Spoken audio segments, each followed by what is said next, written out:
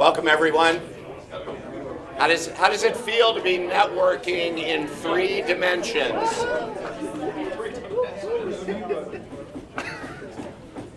I think it feels nice to be networking in 3 dimensions. I don't know about you. I'm glad to see your faces too. It's nice to see some smiles after 2 years of mask wearing. My name is Doug Thies. I'm the founder of IT Leaders Indianapolis. We are in our 6th year. You are here because you are QAing your leadership journey. QAing.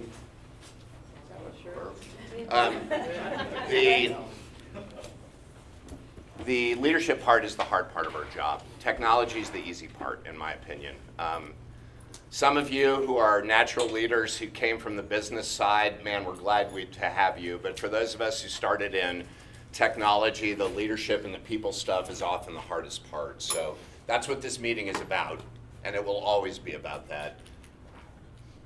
Who are we and why are we here? This group was formed with the help of the Indy CIO Network and Jeff Tunn 6 years ago for directors and managers, but VPs of IT and CIOs are always welcome. It's really about improving your leadership skills. 3 focuses: networking, which we're doing right now. We're actually talking to each other, even though it feels kind of awkward and strange. We have a mentorship program that I'll talk about in a minute. And really, the 2 talks that are always part of this meeting are about leadership skills. A couple details. Bathrooms right there. If you need a way out, if you need to leave before 10 a.m., find Ruth Miles or Bob Carter in the back. They've got these red badges on. So they will lead you. Ruth is our area vice president here. Bob is one of our senior account executives. So they're involved with the sales team, and I work with them on a day in, day out basis. And you can also text me if you need to. My number's there, and it's also up on the board. There are a few changes that we made because of COVID to IT leaders. We're now recording the events. Eric Feggi, Brian Feggi's son, one of our longtime attendees. Brian, where are you? Oh, there you are. He has been doing videography. This is his 2nd go around, so we're working out the kinks, and his assistant Nick is helping us as well. So we've even got B-roll. We're trying to increase the production quality. Many people started attending IT Leaders during the pandemic. Folks who couldn't get up here on the 3rd Tuesday of every other month. That's a lot of people, right? I mean, that's people who work downtown. That's people who have to drop the kids on the bus. So we don't live stream it, but we do record it so that you can get the content after the fact. That ends up on Expedient's YouTube channel, so that's where you can find it. And the follow-up email always has the link to that video. Probably the best thing about Eric's work is we get the video around a week after the event happens, which is a hell of a lot faster than I used to get to it. So super glad about that. We don't do live streaming, as I mentioned. The check-in procedures have changed a little bit. Anybody have to wait in line to get in? If you register, once you register for the event, about a week before the event, you get a notice from our kiosk system, which is called Envoy, and you can pre-enter your credentials via that email, via a link in that email, and that will speed up. We pre-print the badges for those people, so next time around you can short circuit the wait in line. I count about 40 people here right now. I'm super excited. It's the biggest meeting we've had since before March of 2020, so I'm super glad to have you here. And of course, Jonathan Birds is catering. Please eat something. I buy this food every time, and you all eat like birds, so you're welcome to have as much as you want. If you would please grab a snapshot or 2 of the group while we're speaking, and if you text those to me or just post them on LinkedIn, that's fine. Our hashtag is IT Leaders Indy, so we can find you. We can find the information. But the best word of mouth we have, we've got a mailing list, but the best word of mouth we have is social. So we'd love to hear and see what you think of the meeting on social media. Our website, itleaders.org/Indianapolis, it's been up for 6 years right now. It has the information, the dates for the rest of the events this year. Next event is the 3rd Tuesday of May. Remember, we're almost always 3rd Tuesday of every other month. And we'll talk about the speakers on that in a little bit. And it's also where you can sign up for the mailing list so you can get reminders and you can register for the events themselves. We have a LinkedIn company page called IT Leaders Indianapolis as well, and that repeats the events, and we also put some leadership topics in there. If you find a leadership article that you love, send it to me, or send it to Rusty Maynard, who you'll see right here. That's Rusty. And he will get that posted on the company page. We also have a LinkedIn group that hasn't received a lot of usage called IT Leaders Indianapolis, and that's for you to communicate with each other. You can sign up for that, and that's for you to talk to each other about vendor issues or technology issues, or how do I fire this person, or whatever you want to talk about. I would encourage you to use that. Indy CIO Network uses a listserv. That's probably, you probably have to be old to know what a listserv is, don't you? Google Groups, pardon me. So, and it's very well used. Maybe we ought to consider moving to that. If you have an opinion on that, let me know. If you don't find that valuable, let me know too, because we don't need to maintain infrastructure that, we don't need zombie infrastructure. We all know about that. Also, Twitter, Indianapolis IT, you can catch what's going on. The company page, you can either send it to me at doug.feast@expedient.com, or if you see articles that you like, send it to Rusty. Rusty is he's a former youth pastor and works for Taft Law these days, and is up to his eyeballs in work, which I'm super glad. I love it when guys who are on the tail end of their career are working hard, because they bring experience that's hard to find. And we've got, I call gray hair a weapon. Rusty's got a little gray hair too, so, all right. This is about the private group. Really, it's about talking to each other, so I would encourage you to join that. The Mentorship Program is a self-serve program that we've had now for almost, I think we started at the second meeting, and it's a self-serve where you write down your hallucination of a career path, you get your LinkedIn profile up to date, and you contact one of the people who's on the one-page instruction sheet via LinkedIn to ask to have a meeting with them. There's about a dozen mentors who are CIOs, retired or active here in the city or in the area. You agree to have 3 dates, and if it goes well, you can continue on. If there's no chemistry there, you can choose to cut it off and then maybe try another mentor, but it's a very simple program to run. We've had good uptake over the last couple of years. COVID threw a little bit of a grenade in that program, but we're coming back on that, so I'd encourage you to get involved with that as well. Lou Russell is talking about an IT leadership boot camp again. She's been holding that 1 or 2 times a year for the last 6 years as well. This is a Leadership 101 class. At $975, it's easy for most people to get approval on, and it's worth about twice as much. This is 4 sessions of 4 hours each on self-assessments, 360 assessments, emotional intelligence. Yeah, we need more of that in IT. And a lot of tabletop exercises, nothing personal, Joe. Great program, and Lou is an amazing trainer. She trained my team back when I was a manager at Methodist Hospital 150 years ago, and I've worked with her ever since. She has a real gift for working with IT professionals. So reach out to me. Lou is changing her email address. There's a couple of changes going on there, so if you've got questions about that, just reach out to me. Cohorts, about 7 or 8 people typically, so it doesn't take very many to get going, and we'll probably do one in the fall.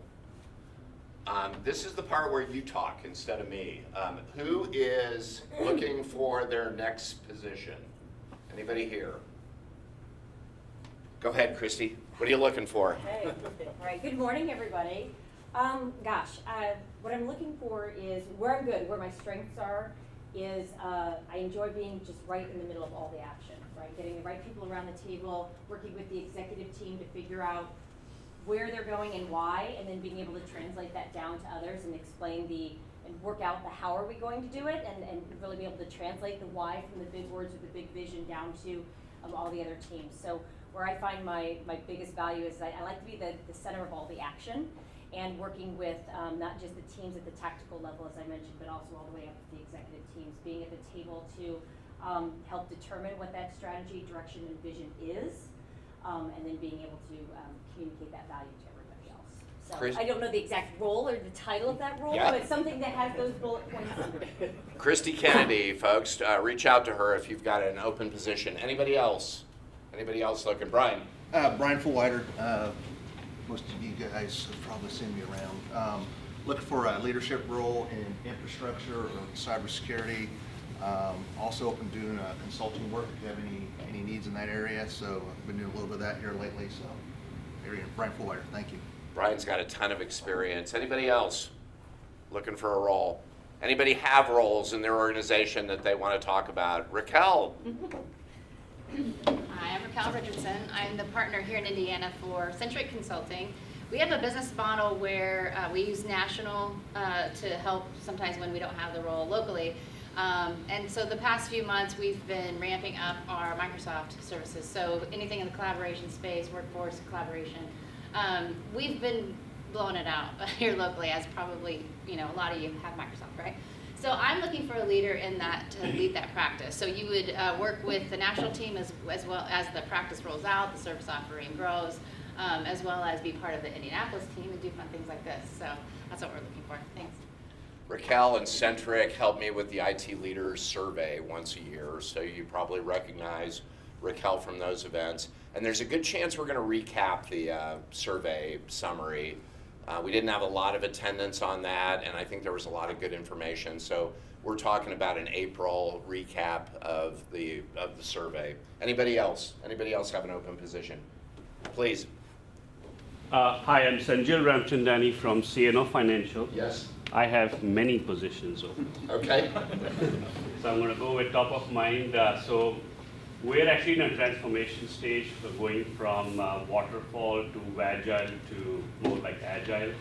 I've got several agile release trainings. Yeah. So senior scrum master, some lead developers with Pega experience. Wow. I'm looking for Life Pro developers. I'm looking for a QA lead, and I think I'm missing a few, maybe a solution architect and an integration architect. Wow, wow, what a number of opportunities. There's lots of opportunities, and it may not all be posted on the CNO Financial website because it may be a contract to hire position. Okay. Depending on the timeline, but hit me up on LinkedIn if you have anybody who's interested. Sanjil, catch him before he leaves if you know of someone who might be able to help. Yes, please. Thank you. Anyone else? Please. Yeah. Hi, I'm Terry Cochran. I'm the software development manager at a company called SGI here in Indianapolis. We're a marketing and literature fulfillment company, and we service biopharmaceutical companies. We are looking for a help desk tier 2 person to service our end users. We use managed solutions to run and manage our network, so someone to liaise between our end users and our managed service providers. So let me know if you know anyone.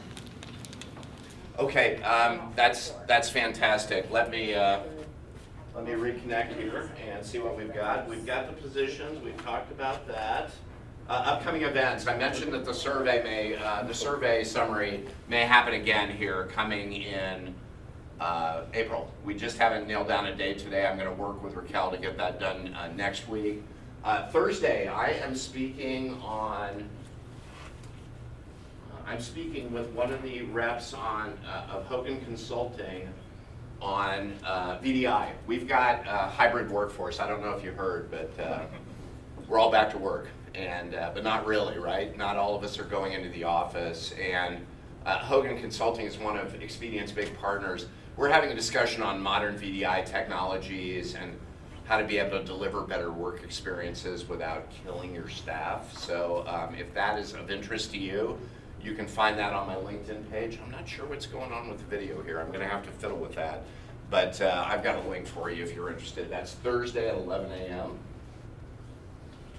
And finally, we get to the speakers today. Our first speaker is Jeff Tunn. Jeff is the founder of the Indy CIO Network and Tunn Enterprises. He's an old friend of mine as well. As I mentioned, Indy CIO Network was instrumental in getting IT leaders stood up 6 years ago, and a lot of that is thanks to Jeff. Jeff's going to be talking about personal branding. Jeff, are you ready?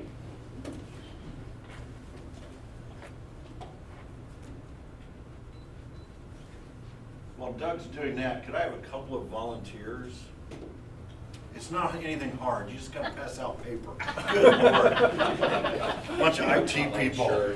Everybody gets one. So while they're passing those out, I want to call attention to the fact that you're witnessing a transformation right in front of you, right now. Doug always has a CIO speaker and then someone from the industry. And I'm here as someone from the industry today. I'm not the CIO speaker. We've done it, we've transformed. Today we're going to talk about personal brand. So, who here has a personal brand? Everybody. You gave away the answer, everybody, everybody. It's a trick question. It's not a question of do you have a personal brand? It's do you manage it? Do you curate it? So your personal brand is you. When you leave the room, what do people say about you? When they hear your name, what do they think about you? When they look at your LinkedIn profile, your Twitter account, your Instagram account, or whatever social media account you're on, what does it say about you and who you are? Because your brand is your reputation. And as a professional, you need to make sure that your brand is conveying the you that you want to convey. So we're going to spend some time today talking about your brand. And I'm going to put you to work. So hopefully you brought a pen or a pencil. And if not, you can borrow one. I define personal brand as 4 key elements: your strengths, your values, your passions, and your purpose. Because when you think about it, and you think about going to work every day, you want to work for a company that leverages your strengths, aligns with your values, feeds your passions, and helps you on a step towards your purpose. Isn't that why we all work? Yeah, the paycheck's nice, but what really gets us up in the morning are those 4 things. Now, today, we don't have time to do an entire workshop on personal brand. This can take a couple of days, actually, to do. We're going to give you a taste of it because I think the 3-pronged approach to defining your personal brand is key. I think the first step is reflection, and that's what we're going to do today in a very condensed format. We're going to think about our personal brand. The next step is to assess. For each one of those strengths, values, passions, and purpose, there are tons of online assessments that you can take. A lot of them free, some of them charge a nominal fee, but you can take those assessments. Once you reflect, and then you take assessments, go back and look at the lists you made and make changes based on what you're seeing in the assessment. And then the third step is feedback, maybe the scariest one for those of us that are introverts. Ask someone, hey Mike, here's my strengths. Would you say that resonates with you, or do you see something else? So get that feedback. So today, like I say, we're going to do a very condensed version of this and focus on the reflection part. So let's start with strengths and weaknesses. There's a great quote that is actually often misquoted by Peter Drucker. Maybe you've heard it. Maximize your strengths and make your weaknesses irrelevant.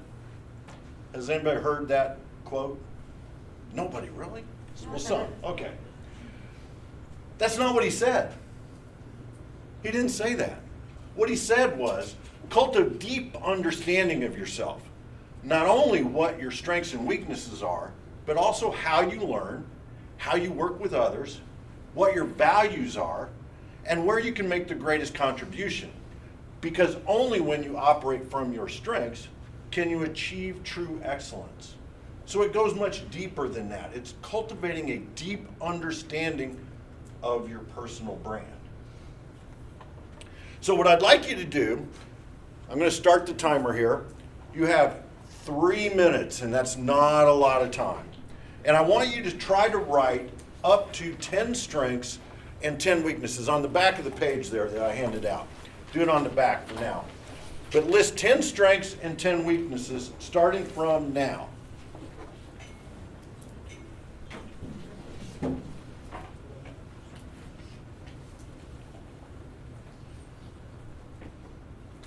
Okay, how'd you do? How many got 10 and 10? Anybody? It's pretty hard to do in a short amount of time. So how many did you get? 6. 6 of each? Yeah. Oh, awesome, awesome. 4? Awesome. Anybody else? I got 11 and 3. 11 and 3. Which one was the 11? The other thing that I encourage you to do, and we're not going to take the time to do it today, is I want you to examine your list of weaknesses. Remember, Drucker's misquoted as saying, maximize your strengths and make your weaknesses irrelevant. I contend that you really need to look at your weaknesses through a lens that might be familiar to those of you in IT. Think of it as outsourcing.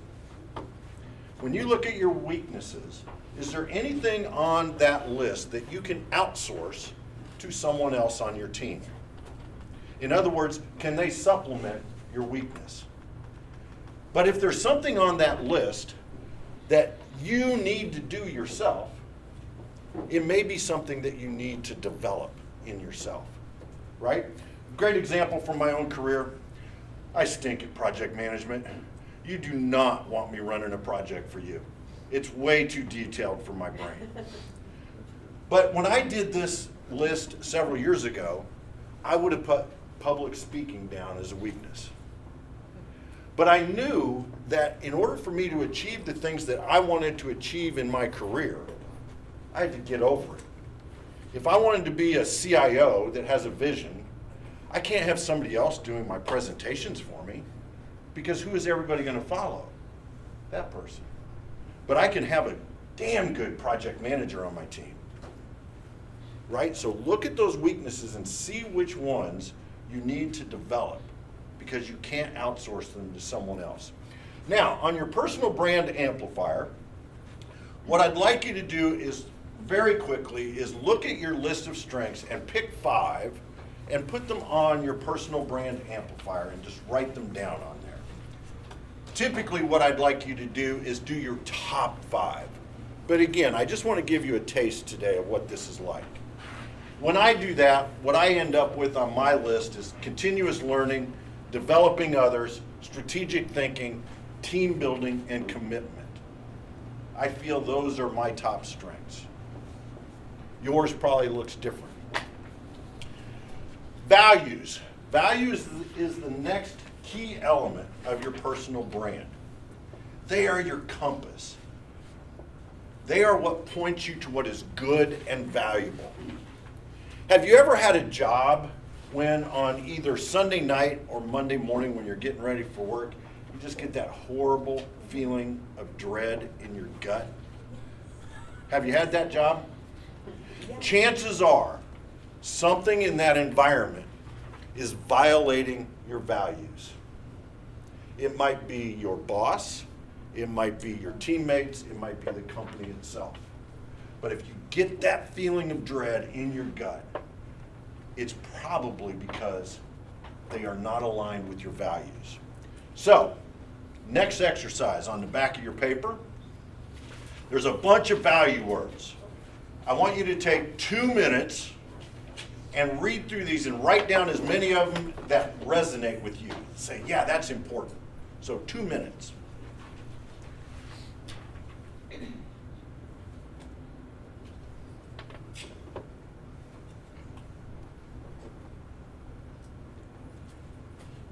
All right, how many did you write down? Anybody? 5. How many? 9, 11, 13, Yeah, 15. 15, 22. A lot of great words on there, right? So what I'd like you to do now is look at that list and you can only keep 10. So cross out the ones that aren't as important as the other ones. You can only keep 10. So just take a minute and cross some out. If you had less than 10, you're pretty lucky, right? You got your list down to 10? Now it gets even harder, because what I want you to do is take it down to 5. These are the ones that you would die on the hill for. These are the ones that you will not compromise on. These values are so important to you that you will not give into them. So the top 5, just think about that for a minute and write them on the front on your personal brand amplifier under values. Again, if you were doing this reflection exercise, you'd probably spend an hour looking at this, because you probably saw words on there that it's like, well, how do you define that? What does that really mean? So you might want to look up some of the words that were on there. You might want to add some words to the list that maybe weren't there. So take a moment and just write your top 5 on your personal brand amplifier. Are these for your values for work or for your personal, as you say, like life, outside? Great question. Yeah. Is there a difference? Well, like family might not be my work, right? Maybe. Okay. It depends on, is family so important to you that you won't compromise at work for your family? Right? I contend that your personal brand is the same whether you're at work or whether you're at the office. Now, I've had some discussions quite candidly with women who say, I have to show up differently at work than I do at home. I have to show up differently. So that you may find that you feel like you cannot show up at work that way. But I think you need to focus on aligning your personal and professional brand.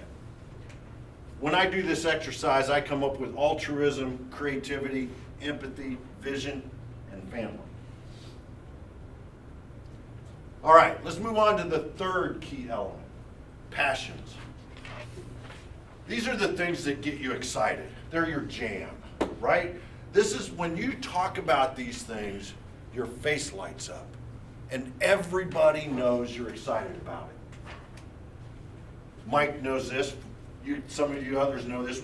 For me, believe it or not, it's Lewis and Clark. Man, I could talk Lewis and Clark all freaking day. Trust me, ask my family. They're really tired of hearing about Lewis and Clark. The other thing that I have a passion for is genealogy. I like understanding my ancestors and that. When I peel back the layer of that, though, those two things are related. What I love are the stories.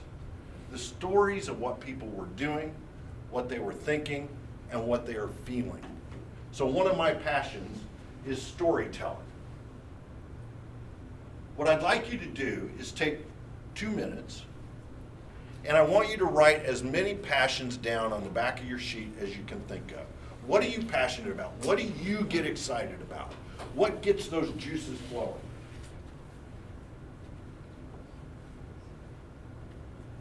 As you're looking at that list of passions, are there any common threads that tie them together when you peel it back? Any common threads? Or it's okay if they're all over the board. That's all right. My other passion is the Rolling Stones. There's not a lot, except maybe the Rolling Stones are as old as Lewis and Clark, maybe. I don't know.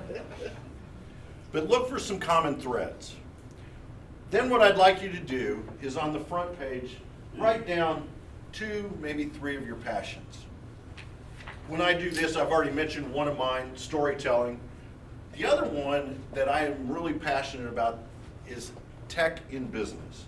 Not tech for tech's sake, but what technology can do for businesses, what we can do as leaders for business. And that's a real passion of mine as well. All right, the fourth one, purpose. Now, I'm not talking about some grandiose purpose of I want to solve world hunger, right? If that's your purpose, that is an awesome purpose. I'm talking about your why. What gets you up in the morning? Why do you do what you do? What's your purpose? What you will find is your purpose changes throughout your life. If you're early in your career, your purpose right now might be to have a nice income to provide for your family. If you're an old dog like me, your purpose might be something totally different, right? I'm that close to retirement. I've got different purpose than you all do if you're 25, 26. So here's what I'd like you to do. I want you to close your eyes. Seriously, we're going to do a little visualization. I want you to close your eyes and imagine it's 2027, 5 years from now. 2027. What are you doing? Why are you doing it? Have you learned any new skills in the last 5 years? What problems have you solved? 2027, it's not that far away. What are you doing? Why are you doing it? What new skills do you have? Think about society 5 years from now, technology, the environment, economic situation, political situation. Does that change anything as you think about that? All right, keep your eyes closed because we're going to go even further into the future. You're at your retirement party. You're surrounded by friends and family. There's food, maybe an adult beverage or 2 or 3. But what are people saying about you? When you look back on your career, what are you most proud of? Retirement. What have you accomplished in your career? Okay, why do I go through that exercise? Because chances are, if you can articulate what people are saying about you, what problems you have solved, what you're most proud of, somewhere in there is your why. Somewhere in there is your purpose. And we're doing this very quickly today, so I don't imagine, unless you've really thought about this in the past, you've come up with, here's my purpose, here's my why. I encourage you to do this exercise and do the reflection, take some assessments, and get some feedback.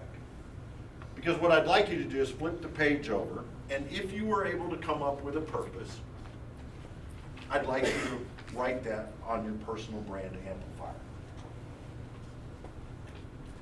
When I do that, the purpose that I have today is changing the face of IT. I've dedicated this portion of my career to this. That's why I'm here today. Because I believe that the leadership skills that got many of us to positions of leadership, and I say us because I include myself in that, are not the leadership skills that our businesses need today, nor will demand in the future. And we could talk a lot, we could do a whole program on those leadership skills. But that's what I've dedicated. That's my purpose. Yours is probably different. So, you should have a complete personal brand amplifier. I encourage you to take it home, spend some time with each one of these, try to do the 3-prong approach with it, and then put it somewhere where you see it. Because our brains are amazing organisms. If something's front and center to our brain, we begin to see it more clearly. And if you look at your personal brand every day, it will start to come clear. You may tweak it here and there based on what you see and what you experience. But then think about your LinkedIn profile. Think about your Facebook page. Think about your Twitter, Instagram. Are they reflecting your personal brand? Does it say and tell people who you are and what you stand for? If they don't, you may want to tweak them a bit. And I'm not suggesting that you go to LinkedIn and say, oh, my strengths are this, my values are this, my passions are this. But reading the About section of LinkedIn, some of these should come through, right? Those of you that see my LinkedIn page, you know that family is important to me. It comes through. I encourage you to look at yours and see how it comes through. Now, we've got a couple of minutes left. What I'd love you to do is at your tables, either in pairs or in groups of 3, share your personal brand. Just take a minute or two and share it with your table, okay?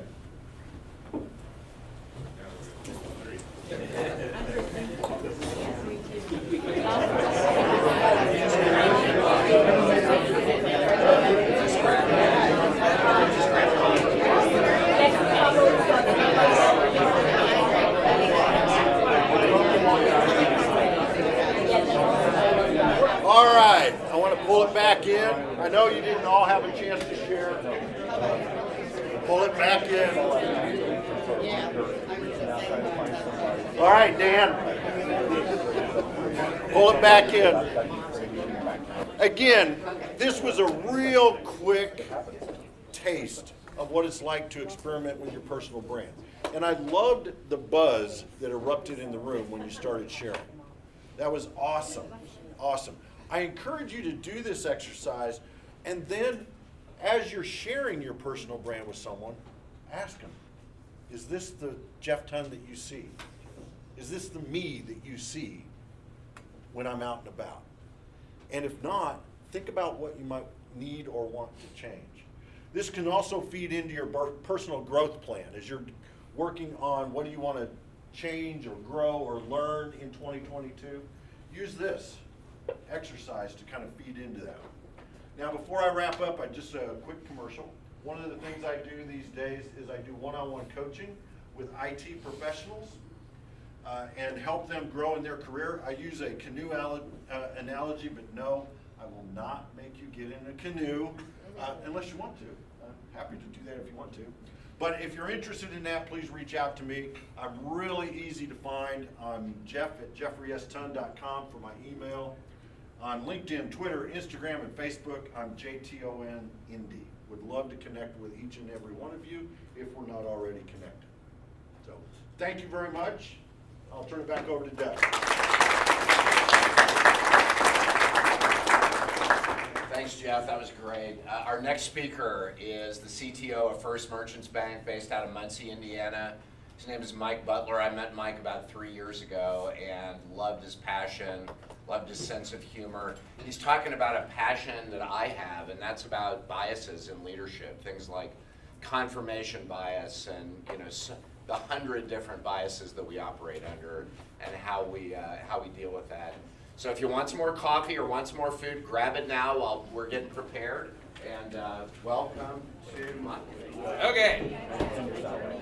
Thanks. Actually, you know what? I want to do a selfie with everyone. Doug, you gotta get in there. All right. There we go. Oh, that's perfect. That is perfect. Well done. Okay, thank you. Thank you. So I actually haven't had an opportunity to speak in front of people. I was telling Doug and Jeff, I haven't had an opportunity to speak in front of people in a couple years now, other than I've gone to Ball State and talked to some students, but I was crazy excited to do this. So what we're going to talk about today, we're going to talk about overcoming leadership biases, and specifically cognitive biases. And so Jeff, your presentation was like perfect, because this is a huge passion of mine. It's not what I get to do every day, but it impacts me every day. So I also have a visualization exercise. I'm not going to have you shut your eyes. I thought about it, but I'm not going to make you do that. We're going to talk a little bit about what is cognitive bias, like what is it actually, and I'll tell you about a little bit about my background. Then we're going to talk about thinking and leadership and how these things interact, and then I'm going to go through 10 different cognitive biases that leaders face and how we can actually de-bias some of that and some of the research that's out there on that. So this is me. So I'm the CTIO of First Merchants Bank. So I'm the Chief Technology Innovation Officer these days. Does anyone know what a Chief Technology Innovation Officer does? I was really hoping someone would email me later and let me know what I'm supposed to be doing. I'm also a lifelong student. So I literally have not stopped going to school since I left school 20 years ago. So right now, I'm actually a PhD student at Purdue, and I'm studying technology innovation, and my dissertation research is actually on cognitive biases and the impact on innovation and leadership. So you're going to get a sample of what some of my research is, and if it's bad, you can tell me. I have a blog, The Data Hitchhiker. You can find me on there. I post random stuff. I'm really interested in data. So actually, I got interested in cognitive bias because I was interested in data collection and leadership, and what happens when you collect bad data, and then you use it for decision making, right? And so I ran into this topic. My dad's also a cognitive psychologist, so my experience with this is I was experimented heavily on as a child. Okay, so we're going to do a visualization exercise. I'm going to read through this. If you can read it with me. You can just sit here and focus for a second. But just kind of, I want you to just imagine this as I walk through it. So you've been appointed to the head of an IT for an up-and-coming company. You show up to work and know that you have a lot of work to do. You have to finish a contract negotiation. You have several issues you need to investigate. And you need to meet a new team member named Taylor on your network team. As you walk into the office, you're greeted by Sam. Hey, that $1 million new SAN is in, and we're going to take a look at it if you want to see. It's going to solve all our storage problems. You think your team told you 30 days to implement, so you've got some time to look later. The vendor said 90 days to implement, though. But if you push the team, you know you can do it in 30 because the executive team's expecting some big wins in the first few months of your job. Before you get pulled into that, though, you need to finish that contract negotiation. You review the numbers. They don't seem too bad, so you decide it's time to make a deal. You ink it. Next, you call your managers in for a discussion on the hiring market. We're all dealing with the hiring market right now. You've noticed that the open positions are taking too long to fill. You're convinced the issue is because of the HR pay structures. You ask your team and the managers if that's what they think too, and they confirm it. They say, yeah, absolutely, we think that's the problem. Next, you head down to meet Taylor before tackling more issues. You talk to Taylor for 30 minutes. You both like all the same things, which is awesome. You're convinced Taylor's going to be a great employee. You helped hire him. I said him, shoot. You head off to the gauntlet of meetings that consumes the rest of your day. So a couple things happened. So I read the story. A couple things happened. I messed up here, and we'll talk about that in a second. But a few things happened. So your brain was doing some different things when we were reading the story. So your brain, our brains are really good at being creative. And so you hear vague stories like that where I have plot holes and gaps and things like that, and our brains start to fill it in. And what they do is they fill it in with things that are familiar to us, familiar with the environment. Our imagination, and this is actually what makes us really unique as creatures, like our imagination can fill in almost anything. But since it uses things that are familiar, sometimes there's errors in what that familiarity is. And so like, one of the things, now I messed up because I changed some of the wording last night and I screwed this up. But what was the gender, everybody probably imagined this differently. What was the gender of, let's just do Sam, and you don't have to say it, but think about that. Some people imagine a female, some people imagine a male. How much was that number in the contract? So I didn't give a number, but I talked about $1 million SAN. And we'll talk about this in a second. That's called an anchoring effect. I gave a number earlier in the presentation that sometimes can anchor you later around a number. And I'll talk about the effects of that. Did you get any feedback on your theory that it was the HR issue, or did you just ask everyone to agree, right? That's a leadership thing I do a lot. Is HR the problem? What if your managers haven't been interviewing because they're busy? Like, what really was the issue that was there? Why is Taylor going to be a good employee? I didn't give any information on what that was. But you like the same things, so there's got to be something there. And that actually does happen. We'll see that here in a second. So essentially what's happening, and we'll go through cognitive biases. Don't worry, you do not have to read this. This is just a visual of all the different ones that are out there. But biases essentially are mental behaviors or prejudices in our decision-making processes.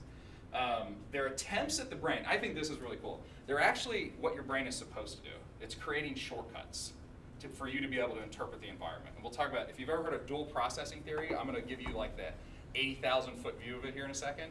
But when your brain creates the shortcuts, sometimes the shortcuts are systematic errors. Like they're not actually good shortcuts. And specifically, when we've identified what those shortcuts are and we know that they're systematic error, cognitive psychologists show up and they say, okay, I'm going to name it this. And they have different names for a lot of these. And then there's a debate. Some people say there's very few and they're all really related together and things like that. And others, like this one here you're seeing, and you don't have to read it. They say there's tons out there. And this is an evolving field. There is research that gets posted on this constantly. So pretty cool. The way this works. So one of the predominant theories. There's other theories out there, but this is the one I like to explain it because I think it's pretty straightforward. So dual processing theory is the idea behind it is that your brain has two systems. System one, which is that's your hot system. That's your fast thinking system. That's the system that when you have a fight or flight response, or you read material and your brain just starts imagining, connecting things, you don't have to really engage it that heavily. That's your system one. That is most of the day. That's 95% of what's happening throughout our day. Our system one is active. It's interpreting the environment. It's actually, a lot of people believe that it's what tells us if there's a threat, and very quickly. If someone's rude to you, you're like, yep, threat, I gotta deal with that. System two, though, is our logic system. And that system takes a second to engage. Sometimes it's called the lazy controller.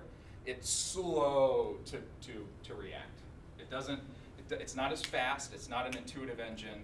It's the thing that's deliberate, it takes effort, and it's a little bit indecisive because it's your analytical engine that's inside it. So it turns out biases in general sit within system one. They sit within that fast, rapid, intuitive response. And so some of the stuff I'll talk about and what you want, and specifically as a leader, your goal a lot of times is going to be to try to engage system two when you're in different situations or when you think you're in a bias situation. And we'll talk about that. There are advantages and disadvantages to both systems. So a good example is you drove here this morning, like dodging traffic and things like that this morning. That's generally system one. You've learned to drive. That's embedded in your behavior. You can do that very quickly. You can probably drive and have a conversation. However, if you're driving, trying to follow directions, and you're trying to do 5 different things at once while you're navigating like heavy traffic or something like that, you notice like your ability to actually do like a conference call or something like that starts to shut down. That's because system 2 starts to engage because driving just got more complicated. And what's really interesting with this is they've measured this, and I can't remember what the field's called. It's called like cognitive optometrics or something like that. And they can measure your pupil dilation. So when system 1's engaged, your pupils are generally pretty small. When system 2's engaged, your pupils actually dilate. So if you've ever seen like UX, UI studies, when they like measure your face and what it's doing, pupil dilation is actually one of the main things they're looking at when they look at engagement. Pretty cool. Okay, so now you're all experts in cognitive psychology, just like me, not really. We figured that out. So next the question becomes, for me, so great, that's how biases work, that's how some of this information works, but what about leadership? Like, what does that matter? So what I believe is that there's a concept of uncertainty, and uncertainty consists of novelty, ambiguity, multiplicity, complexity, validity, fragmentation, all this stuff in your brain. Every day you guys deal with this. We all deal with complexity, with uncertainty in some manner. But it's actually, uncertainty is our catalyst for problem solving. When we run into a situation where we don't really know exactly what to do, that's a moment of uncertainty. And really good leaders, I believe, our job is to navigate that uncertainty and help people through that process. Doesn't matter what it is. Doesn't matter if it's a people issue. Doesn't matter if you're trying to help someone grow their career. Doesn't matter if it's a technical issue. You're navigating uncertainty in that moment. And it turns out, so what cognitive psychologists call the process of anyone, but us in general, trying to move through the environment and navigate uncertainty and reduce it is called sense making. And so part of what we do is go through the environment and we our system 1's firing, telling us where all these problems are in the environment, and we're going through trying to decide as leaders, where are we going to try to go reduce uncertainty? Where are we going to invest time, reduce uncertainty, figure out what to do? So once we figure out where the uncertainty is and we try to figure out how to frame it up, that the next phase of kind of cognitively we start to go through is problem solving. Problem solving, some people think problem solving results in us actually doing something. It doesn't. Problem solving is idea generation. It's creativity, it's imagination, it's all those types of things. Innovation, and I define this to my team usually, innovation is doing it. And so the reason I wanted innovation in my title originally, because I didn't want to just be the chief creative problem solving officer, I wanted to be an innovation officer because innovation brings it to the forefront. You're going to finish it. There's actually an execution of something, of an idea, of something that was uncertain at the time. So this is my definition of leader. So it turns out, like, what are the processes you're going through as you're problem solving, you're going through this? You're identifying a problem, you're gathering information on the problem, you're doing some kind of concept selection, you're doing some kind of combination of those concepts, you're learning all this kind of stuff as you're reducing uncertainty.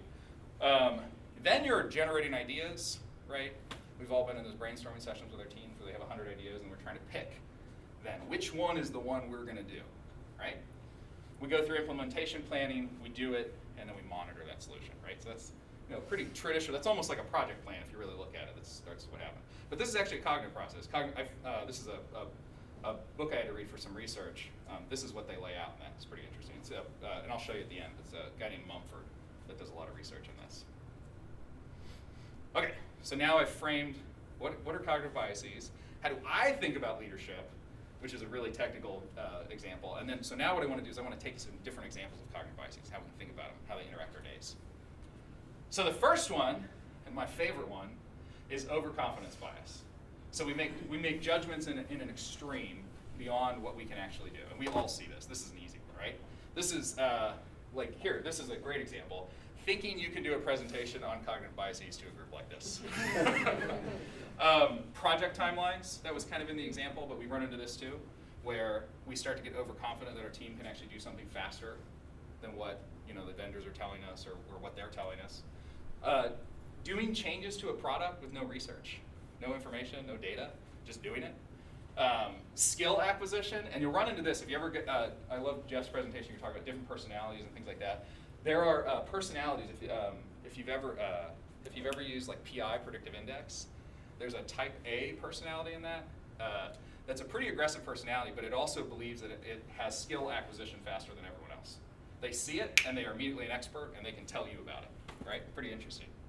Sense of direction is one that I struggle with a lot. I think I don't need my GPS, and I can just figure it out. But that's an overconfidence bias. So interestingly, I find this really interesting in the research. So this is a bias. This is a systematic error in our brains. This is a shortcut that's being produced to try to help us move through the environment faster. Now, what I think is really interesting in innovation research and leadership research, they find that some CEOs that have challenges, I think like Musk is probably one of them, that have overconfidence bias, they've measured overconfidence bias in them, they actually sometimes find that their ability to execute and actually deliver stuff to the market because of that overconfidence bias is increased, which I find really interesting. Yeah. However, it's still a systematic error. Now, some of the research says the problem you run into is did they just really get lucky? And we don't really know about some of the other people that got really overconfident and things like that. So how do you debias that? So debiasing is how do we try to remove some of the bias? And the easiest way to do it, and I'll talk about a generalization at the end of how you deal with all this stuff, but the easiest way to do it is just ask for some viewpoints. If you think you can do a presentation, go ask people and say, do you think I can do a presentation on this? Am I ready to do this? Things like that. So my wife gave me a lot of feedback before I did this presentation. All right, we're going through them in almost my list of what my favorite ones are. So anchoring bias, this one is really powerful, especially if you're dealing with money ever. So this is when we use one piece of information that we hear, that's our anchor, and we assume that's correct to make a decision. So this, an easy example of this is you walk in and you see a computer that costs $5,000, and then a salesperson immediately shows you one that costs $1,000. You've anchored, your brain has just anchored on $5,000. $1,000 sounds cheap. Doesn't mean it's a good deal. It just means now you think that's a better deal. You're looking at a contract for $1 million, and then you immediately look at another contract. Your brain has anchored on that million. Now, if you're practiced at this and you know this is happening, you can reset. And sometimes they say just take a break or something like this. But your brain just anchored on that. Another one that happens, you ever heard the first person to say a number in a salary negotiation? The reason is because whoever says it first creates the anchor, and no one really wants to be the point that creates the anchor. Everybody wants the other to do it, so they tell you ranges and things like that. So this can be problematic for things like estimation, dealing with vendors. Leaders experience anchoring effects when calculating budget requests, because you do if you're like me, when you do your budget, you're going through a bunch of different items, and the first item, I need $1 million sand, and the second item, well, I need a bunch of PCs. I guess I'll put $1 million. I don't know. So you start to have these same effects. So anchoring bias, the way we debias this is we take a break, take a minute, think about some different numbers. Some research says they actually had some people think about baseball scores the night before, so they'd work on one contract, maybe go just look up some baseball scores from the day before or something like that, or basketball scores, and then they go back to working on the contracts.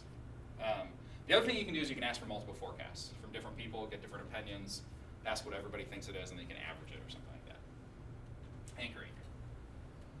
All right, this one, I don't write as much on this one because I think this one's pretty straightforward. Confirmation bias.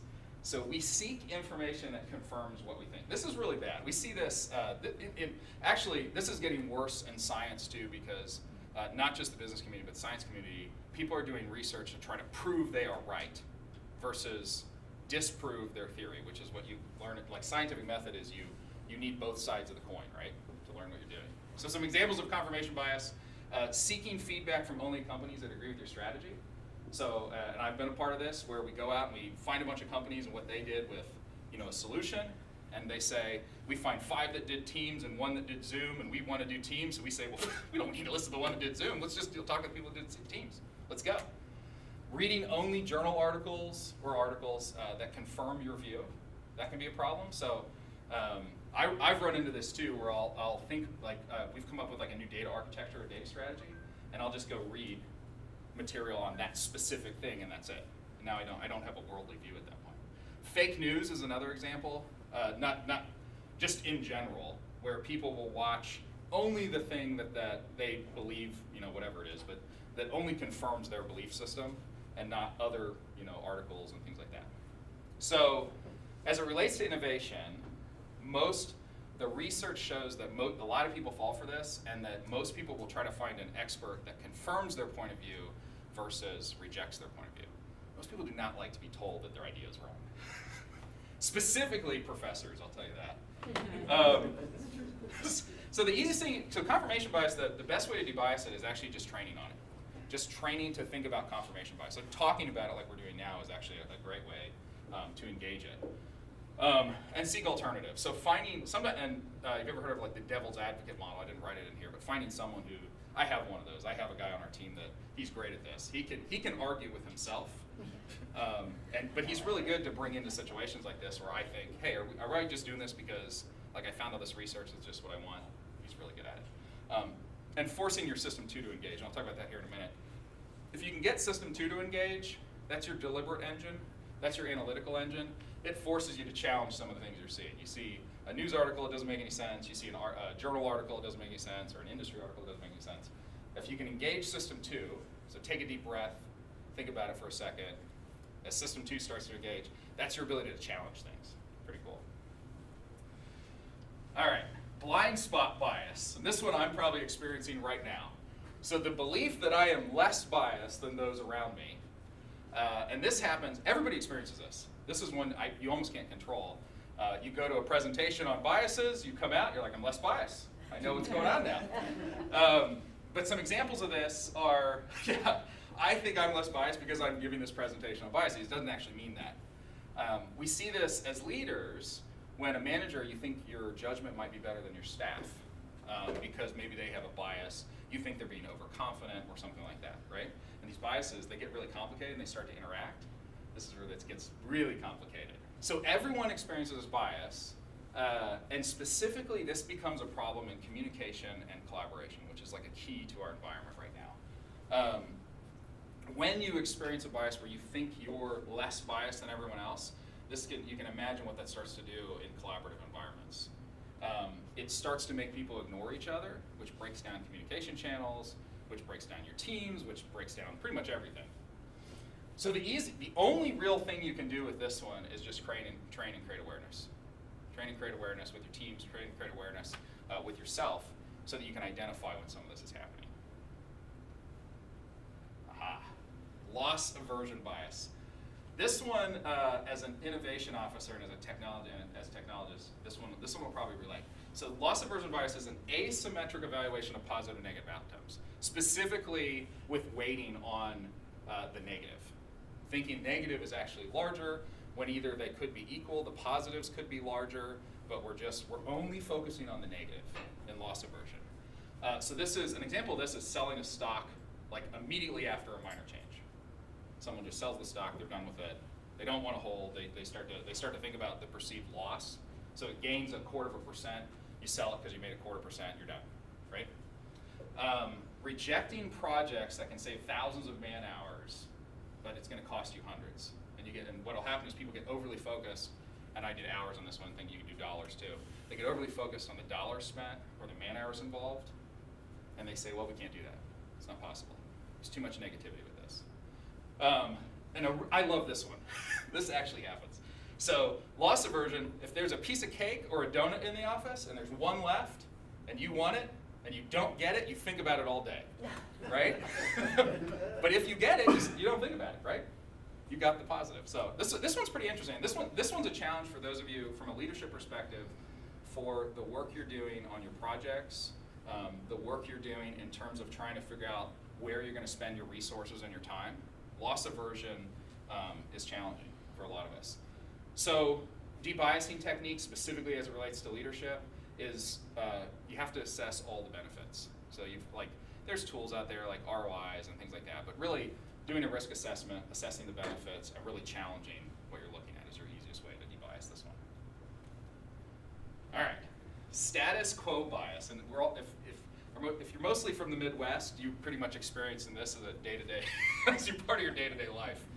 So this is a resistance to change, any changes that alter current state. And this is actually human nature. This one's really hard. This is human nature. So examples of status quo bias, so just keep the same insurance, right? In the insurance industry, this happens a lot. People just keep their insurance. They never requote it. They don't do anything. They just stick with it. It turns out, I have a friend that's in the insurance industry, and she's way up in the insurance industry. She said, you really should requote every 2 years. Most people won't. Status quo bias. Staying in the same job. I heard there's some people getting ready to move, so great job. You're thinking you've correctly navigated through status quo bias. Add-ons in a contract. This one's really interesting. Sometimes, have you ever had a vendor put an add-on into a contract? Most people who are working through the contract are likely to leave that in there and then just try to do some price negotiation.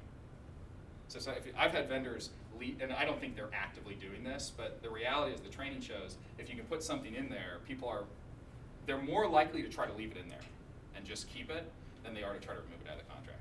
Kind of interesting. And this isn't all the time, remember. People are able to navigate this. So this one, you start to hear terms when you hear status quo bias about cognitive rigidity. So inflexibility, closed-mindedness, unwilling to change, things like that. So what's your best bet to debias this? So assess alternatives and just reframe. You can reframe things. Reframe things as different benefits and things like that.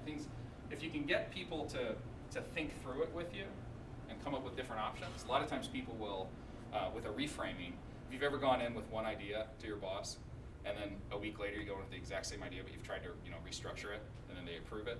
That's what's going on here. All right, availability bias.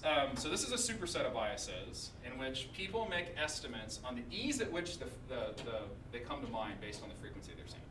So with this one, this is my favorite example is actually this one, which isn't a business example, but people hear about a plane crash, so they immediately assume that planes are now dangerous because they heard about one crash. Right? So then when someone asks, hey, if you're willing to fly, what happened? Jeff doesn't need to know any more of this. I have what kind of bias do I have that I already know it? Right. Thanks, Jeff. So because they've heard about one plane crash, your brain now basically centers around that and says, oh, okay, well, that's what happens all the time, right? That's not really true. It turns out like our brains, and I didn't talk about this when we just talked about biases in general, but our brains we're really bad statisticians, like trying to get us to actually think through numbers and things like that. We're good at putting them into computers. We're actually really good at abstract thought, at analogies, at imagination, creativity, things like that. But humans in general, we're actually really bad at this. And this is System 1 and System 2 actually both have problems with this. So this one happens all the time. So you hear about an issue, like if you run a help desk, someone will have an issue with a computer, and then they think everyone's having that exact same issue, right? That's the availability bias. And this happens from a leadership perspective when you're considering the promotion of like 2 employees, right? And maybe one employee did something, like they spilled coffee at a meeting, and it was a big client meeting, and people felt kind of embarrassed. Well, the problem is that's just one event, and now your brain has centered around this one event, and the question really becomes like, are you weighting your decision based on that one thing? And unfortunately, like sometimes this happens. So what can we do to deal with this one? This one could be really problematic. So we can seek disconfirming evidence, right? And we can focus on abstract information. So if a plane crash, one crash, does it really make sense? Like do some research, find out, and really think about it. Sometimes if you just engage system 2 and think about this, that doesn't really make sense. Like you don't actually hear about plane crashes all the time, things like that. All right, and everyone's probably heard about this one. If you've taken a class in business school, the halo effect shows up. So the halo effect shapes our views of the world by relating our perspective in one area as influencing another area.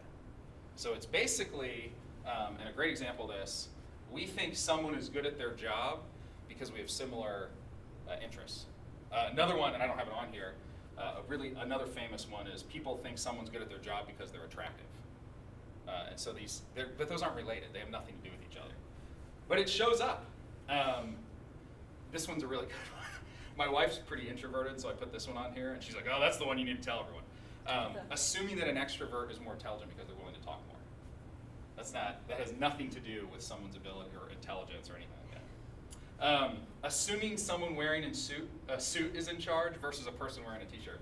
We had a guy from it was Wausau Systems at the time come out, and he brought a whole crew with him, and 2 guys showed up in suits and a girl, and this guy showed up and he had a t-shirt on, it was untucked, and he kind of just walked in, and I thought he was like a systems engineer, and the people that had come I'd never seen him before, this is years ago, and I fell for this. I started talking to the guy that was in the suit, and he goes, well, we got to talk to him, he's the boss. And he was the boss because he could do whatever he wanted. He told them to show up in suits. But the halo effect limits independent judgment and creates challenges for leaders because it's really hard for us to actually decorrelate this once it happens. It is really difficult. So the recommendations for debiasing is just remove personally identifiable information and use quantitative information if you can get it. I got this one and one more.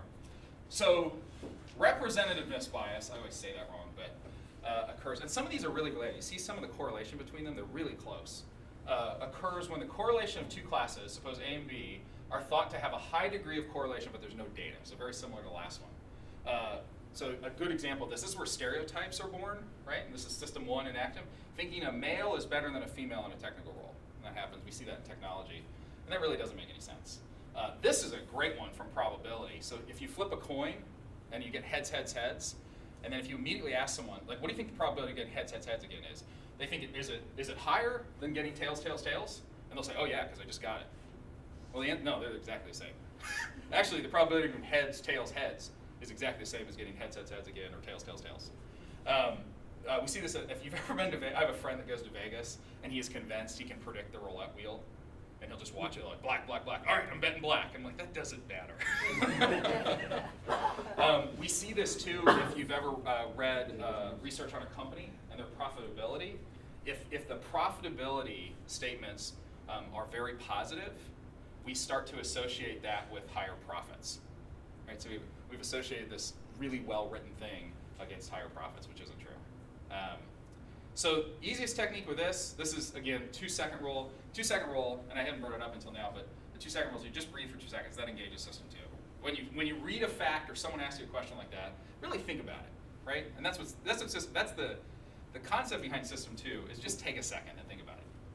And the last one, and I know Doug likes this one, is the fundamental attribute error. So this is another bias. So this is an individual's tendency to attribute another's actions to their personality while attributing their own behavior to external factors.